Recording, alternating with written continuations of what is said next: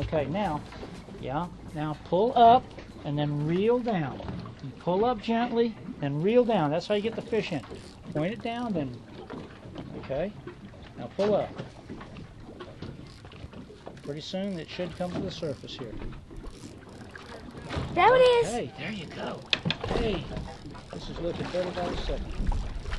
Okay, that's good now. See if you can lift it on out. Lift it on out. Lift it on out. All right, here we go. Hey, look at that. Oh, look at this. Oh, Thomas, come up here and look over there. And you know what? Yeah. This is a grunt. Yeah, you got a grunt. It's going to talk to you. Here, it says its name. It says, I know my name. It says grunt, grunt, grunt. Now, what kind of bait do we need for grouper today? Well, there's multiple types of bait. What we have today what I'm doing here is cut bait, where you take you catch a bait fish out here and you cut it up in chunks and you put it on your hook. Or you can use squid, which we usually get frozen. Calamari.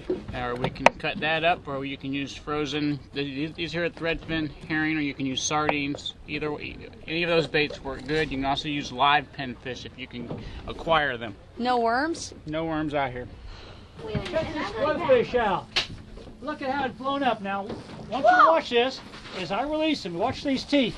They can take a finger off. They got teeth kind of like a squirrel, and they can take the tip of your finger off. I do want to be very careful with this guy. Okay. Now, watch this as I throw him in the water. He's going to stand his back. In about a few seconds, he's going to deflate and then head back down home. There he goes, getting rid of that air. There he goes. He's out of here.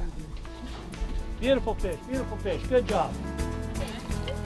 After that, everybody started catching fish. So what'd you just get there? What'd you catch? It was a grunt. And what's that? It's fish, but it kind of looks like it's talking, but it isn't. Talking? Yeah. How's that sound? Wah, wah, wah. 10 years old, fishing, having a great time. Rear back and bend the pole, or you want. Good deal. Uh-huh.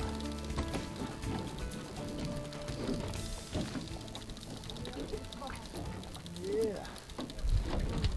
Yes, you got Oh, a thick yeah, one. here we go. Whoa. Think of the Beatles, strawberry fields Strawberry. forever.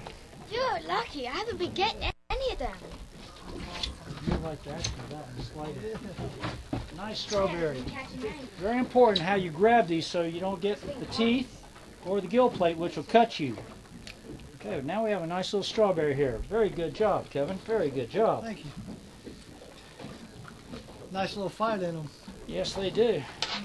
They make great table fare. They just, unfortunately, got to be just a little bit bigger. Where the law says it's got to be 20 inches. So here we are. Master Kevin does it again. So back to the briny deep. Try that again. A little bit. That's a big super week. This is like a squeeze.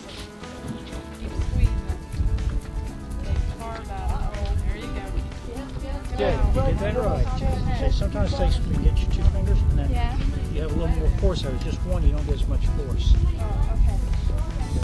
The fish kept coming and coming. That's all. Most fish. Kevin, how you doing over here? Doing great. Getting some nice hits and pulling this out of the water. What do we got? Wow, look at that grunt. We're blessed with a beautiful day and a lot of fish. Hey, hey, hey. Don't be nasty.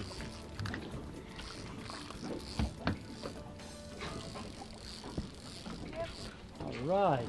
Well, let's do it again. I mean, we can do that again. Now, how is it though? We're going for grouper. How come with all the fish down here, we can actually go and get grouper? How do you do that? How do you pick a specific fish to fish for? Well, grouper like to stay in bunches. They like a real rocky bottom as a rule, or something with structure. And they kind of lay in there until the tide gets moving good, and they ambush unfortunate prey, which is called bait. Yeah. Kevin, did you get something? No. Oh, yeah, Woo! It's a biggest! As As you've seen, we've caught red or strawberry groupers, we've caught gag groupers, black grouper.